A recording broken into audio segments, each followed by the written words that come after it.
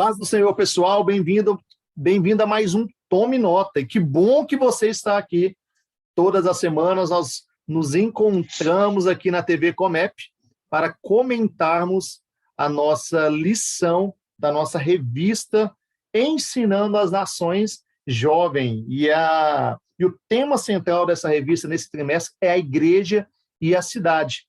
E hoje é com muita alegria que nós estamos aqui com o nosso pastor Elismar Veiga, que é o escritor da lição 12, Vocação e Profissão. Muito obrigado pela sua presença, pastor. Bem-vindo. Obrigado, Marcos. É uma alegria poder estar participando, parabenizá-los por esse belíssimo trabalho. Trabalho lindo que toda a direção do Comep tem feito, que é a edição da revista Jovem, tem proporcionado para a nossa juventude. Para mim é um privilégio, um prazer gigantesco poder estar cooperando e tendo a oportunidade de ter escrito uma lição para esse trimestre. Uma alegria, viu? É um prazer estar aqui. Amém, pastor. E já vamos lá. A gente começa lendo aqui a lição 12 e a gente vê pontos extremamente importantes começando ali sendo abordados. E eu queria que o senhor falasse aqui para a gente qual que é a ordem de ciclos que o jovem precisa trilhar para saber que está no caminho certo, entendeu? Ok, Deus trabalha com princípios e Deus trabalha com a ordem das coisas. E se a gente fizer com que a nossa vida siga os princípios que Deus estabeleceu, não tem como dar errado, vai dar certo. E lá no começo, na criação, Deus já estabeleceu para nós um padrão. Esse padrão deve ser seguido. Quando Deus criou o homem, quando Deus foi formar o homem, ele deu ao homem 3 presentes. E esses presentes foram colocados em ordem. Deus nos fez a partir, Deus nos formou a partir do boneco de barro. E ali, tendo formado o boneco de barro, Deus nos insuflou para dentro do boneco.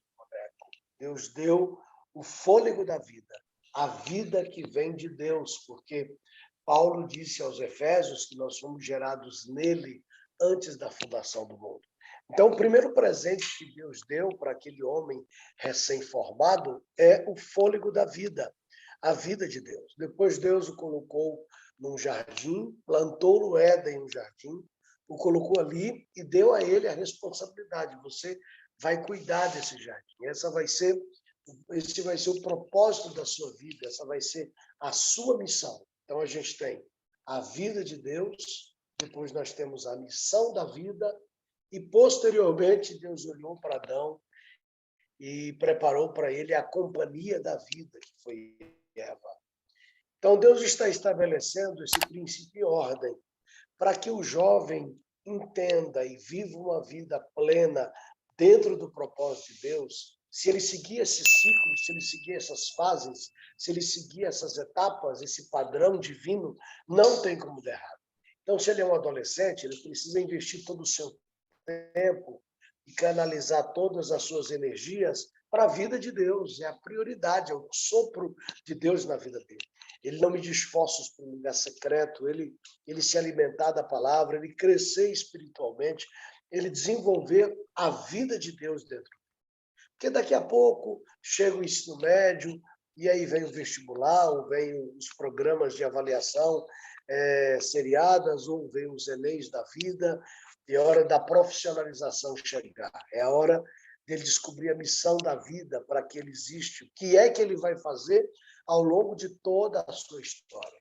E depois, posteriormente, para isso ele vai precisar da companhia da vida. Se ele não abortar processos, se ele não interromper processos, se ele não antecipar processos, Marcos, não tem como dar errado. O problema é que, às vezes, ele está na fase da vida de Deus, mas ele já está focado na companhia da vida, mas não chegou o tempo dele.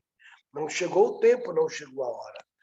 E se ele atropelar esses processos, ou antecipar esses processos, daí vem todas as frustrações que a juventude vive. Mas se seguir criteriosamente, estabelecer como um padrão de vida, não tem como dar errado. Vai dar certo. é um padrão que o próprio Deus define, né? Então não tem como dar errado, né, pastor? É verdade, exato. Não tem como dar errado. Pastor, e continuando aqui, a gente vê no próximo tópico ali sobre a questão de vocação e profissão. E é um tema, assim, e é algo bem pertinente, principalmente falando assim, de jovens, porque muitas vezes a gente não sabe o caminho que a gente deve ir, trilha caminhos diferentes entre vocação e profissão. E eu queria que você explicasse aqui para a gente qual que é o problema de não termos a vocação e a profissão apontados ou andando para a mesma direção. Eu tenho a vocação para uma coisa, mas escolherei a profissão de uma outra coisa. Qual que seria o problema e qual problema isso pode gerar para o jovem? Isso pode gerar frustrações, porque a vida ela não tem ensaios e a vida não tem repetições. A vida é única, ela tem que ser vivida de uma única vez. Deus nos deu esse belíssimo espetáculo para viver e ela não comporta ensaios, e ela não comporta reprise. Então, você só tem uma vida para viver. É uma bala só que você tem. Você não tem como depois voltar aqui para corrigir o que não deu certo. A vocação tem a ver com as nossas aptidões, tem a ver com quem nós somos, está muito atrelado à nossa personalidade, os nossos dons, as nossas aptidões, as nossas habilidades natas, que é natural, que Deus nos deu, está impregnado, isso está cravado na nossa personalidade. E já a profissão é aquilo que a gente faz, é o que a gente vai executar. Enquanto a vocação tem a ver com quem eu sou, a profissão tem a ver com o que eu escolho fazer na minha vida. Agora, se isso não está apontado para a mesma direção, se não há um alinhamento disso, o resultado disso é uma frustração. E por que muitas vezes esse alinhamento não acontece? Por conta de decisões. Decisões são tomadas por fatores externos, decisões são tomadas, por exemplo, por influências externas de pessoas, ou por rendimento financeiro. Eu vou escolher essa profissão porque ela é mais rentável. Mas um profissional que está numa profissão extremamente rentável, fazendo aquilo que ele não ama fazer, é um desastre, porque nenhum dinheiro vai compensar aquilo. O grande desafio da vida, Marcos, é descobrir para que eu existo, qual o propósito de Deus para mim aqui na Terra. E a partir das habilidades que ele me deu, quando eu descobri isso, eu preciso alinhar o que eu vou fazer a quem eu sou, porque eu preciso entender que o que eu faço tem que ser prazeroso, não pode ser cansativo, não pode ser sobrecarregado. Eu tenho que voltar para casa oxigenado, dizendo: uau, eu fiz, hoje eu trabalhei com alegria, trabalhei com prazer. Quem tem a vocação para a medicina e é um bom médico, ele volta para casa satisfeito e feliz da vida, não importa se ele trabalhou 12 ou 14 horas consecutivas, se ele é um agricultor e ele ama a terra, ele volta cansado do trabalho, mas ele volta feliz, ele volta satisfeito, e a vida dele é prazerosa. E esse é o grande sentido da vida, você entender para que você existe, qual o propósito de Deus para a sua vida, e a partir daí tomar decisões a partir das sementes que ele plantou dentro da sua personalidade.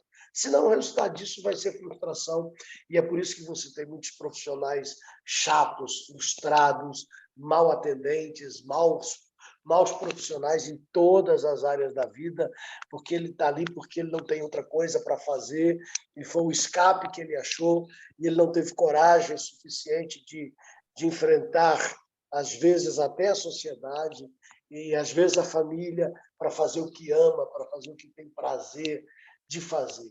A vida...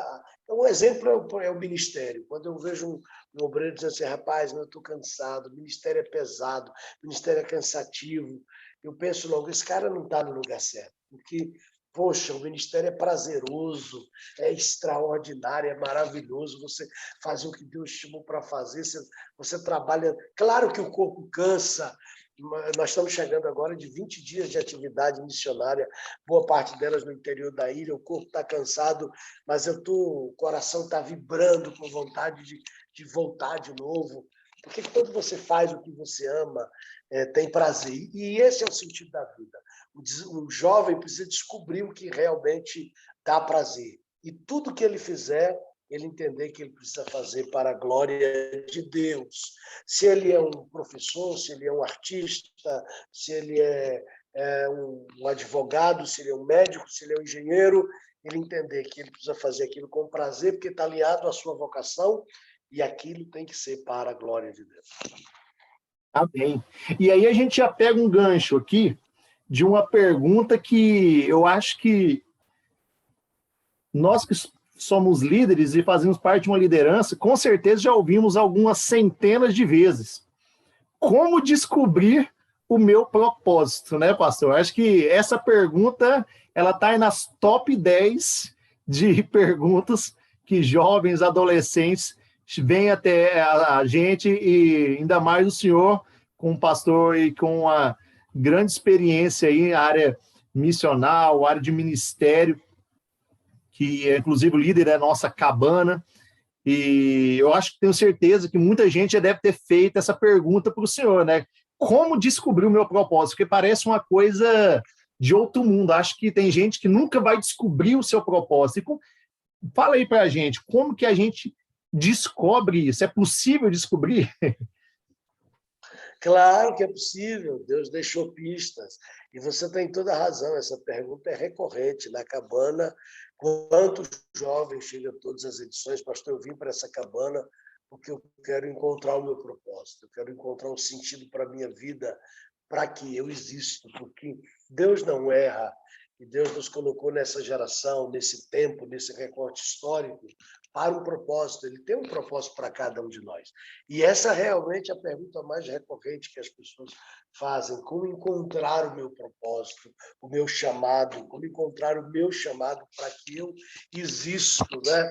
Por que Deus me criou? Por que Ele me trouxe para cá, para essa geração? E eu sempre falo, Deus deixou pistas, e se você souber interpretar essas pistas, você vai encontrar, não tem muita dificuldade. O problema é que às vezes as pessoas querem terceirizar isso, eles querem que um profeta diga para eles o que fazer, que um Eis que eu pastor te diga para digo, eles o que né? fazer. Eis que eu te digo, meu filho, eu te escolhi para isso.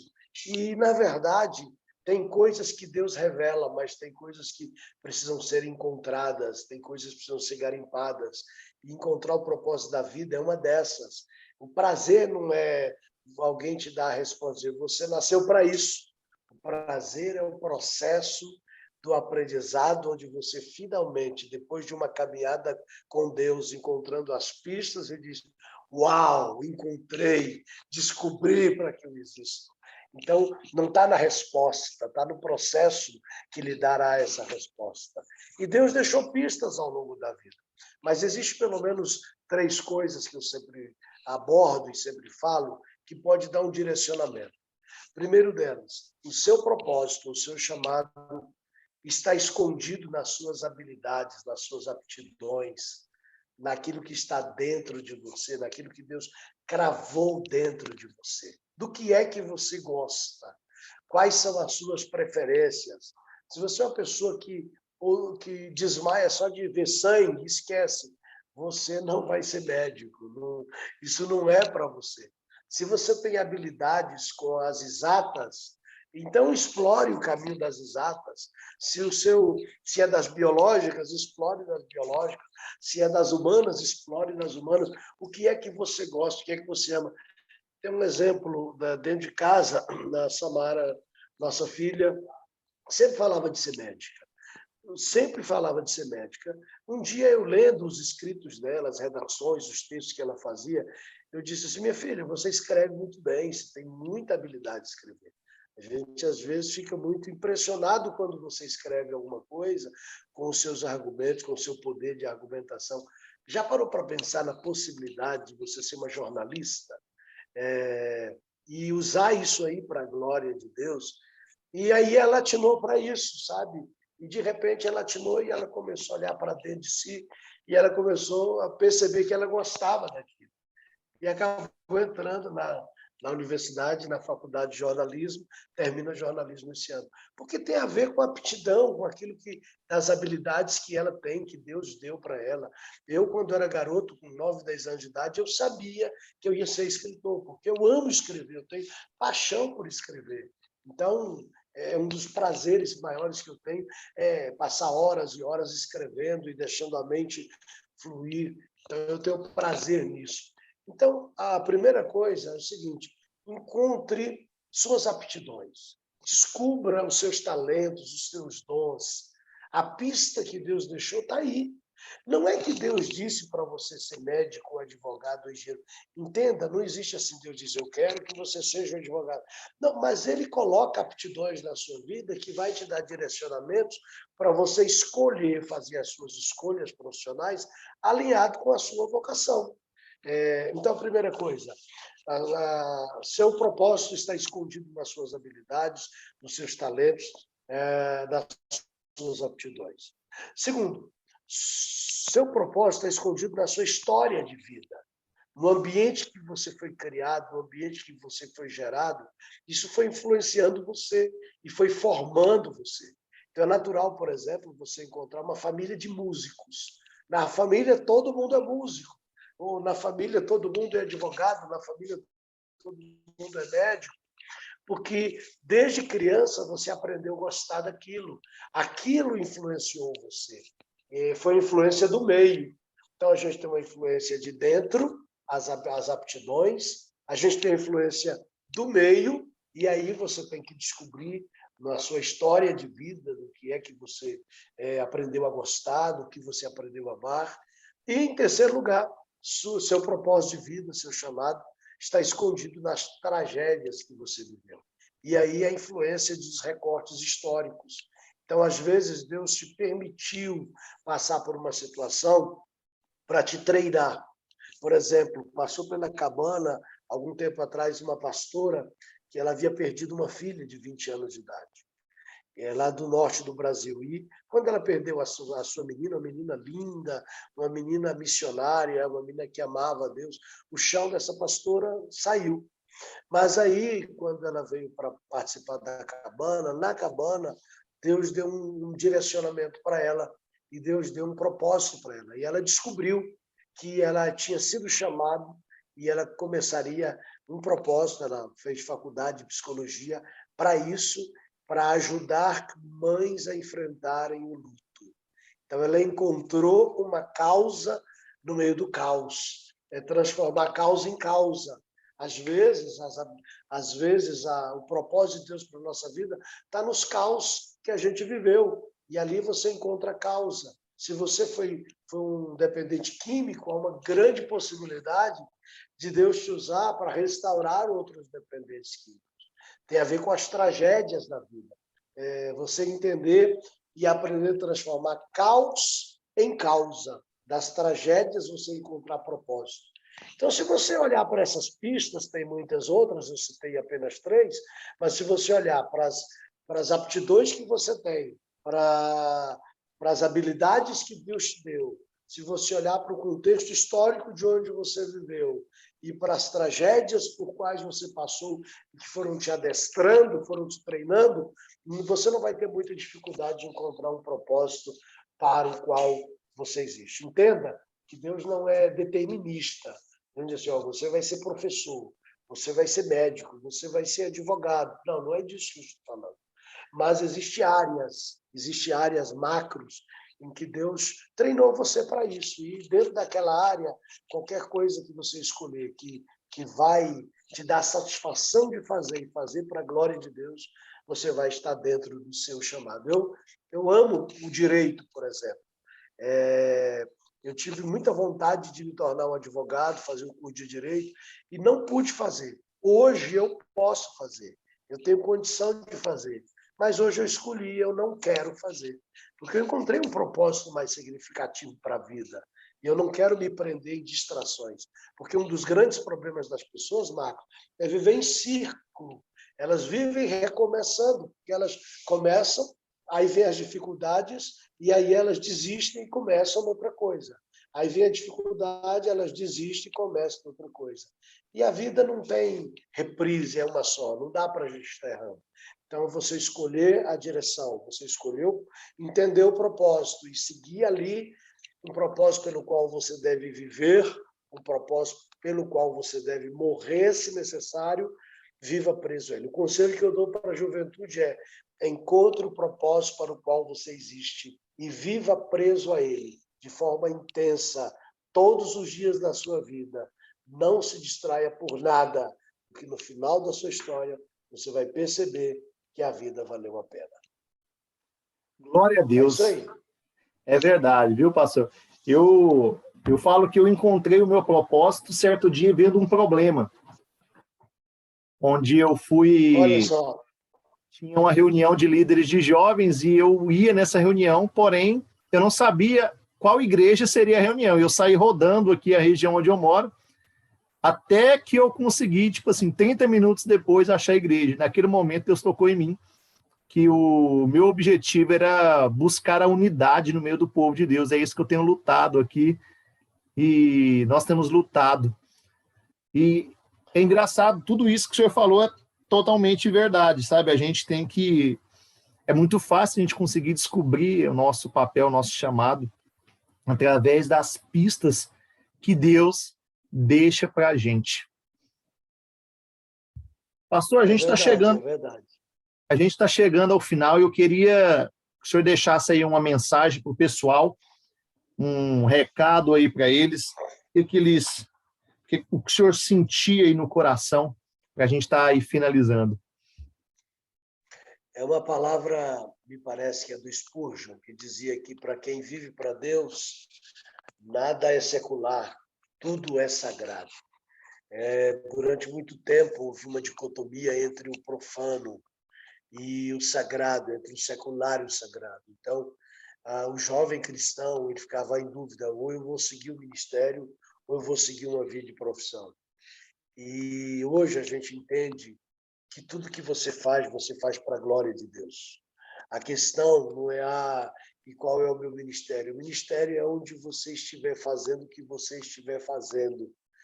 Você faça para a glória de Deus. Então, se você for um engenheiro, use todo esse conhecimento da engenharia para a glória de Deus. Faça como se você estivesse fazendo para Deus. Cada planta de casa. Se você é um médico, trate cada paciente como se você estivesse tratando o filho mais querido de Deus, sabe? Eu vi uma palavra que o pastor Clarimundo ministrou em Belém, ontem. Isso repercutiu, porque eu passei em Belém no dia seguinte, eu vi um comentário sobre isso, ele dizendo o seguinte: olha, Deus não precisa de servo, Deus é soberano, Deus é dono de tudo. Então, servir a Deus é servir as pessoas. Eu quero servir a Deus, então sirva as pessoas.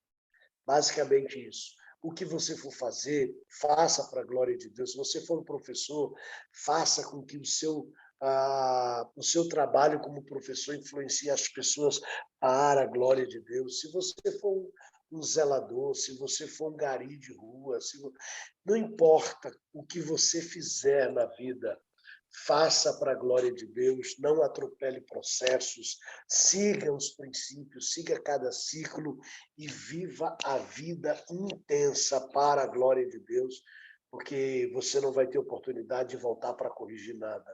O importante do final da história é você olhar para trás e dizer assim: valeu a pena tudo que eu vivi para a glória de Deus, eu não perdi um minuto sequer. Palavra que eu quero deixar para você, jovem, para você que essa escola bíblica dominical desse domingo desperte em você essa consciência, dizer: eu saio daqui sem distrações, eu não vou perder tempo com coisas que não agregam para mim, eu não vou perder tempo com coisas e pessoas que me distraem, eu vou focar no meu propósito, e eu vou viver preso a ele durante toda a minha existência, e tudo isso vai ser para a glória de Deus. Um abraço, Marcos, um abraço a todos, um abraço a todos os professores. Tenham uma lição maravilhosa, sejam canais de bênçãos na vida dos seus alunos, impregne no coração de cada um deles, sabe, a paixão pela presença, a paixão por Deus, que eles aprendam a amar o Senhor todos os dias e viver para Ele e para a glória dele. Aleluia. É isso que tem ardido no nosso coração. Nós possamos fazer, então, meus irmãos, tudo para a glória de Deus. Pastor, muito obrigado. Só o Senhor Jesus Cristo para recompensar. O senhor está vindo de uma jornada aí cansativa e ainda tirou esse tempinho para falar aí com a gente. Só o Senhor Jesus para te abençoar e recompensar cada vez mais, viu? Muito obrigado mesmo. Amém, guerreiro. Pessoal, não se esqueça de curtir esse vídeo, se inscreva no nosso canal, no nosso Instagram, tá bom? Deus abençoe cada um de vocês e até o próximo Tome Nota. Valeu, gente. Tchau, tchau.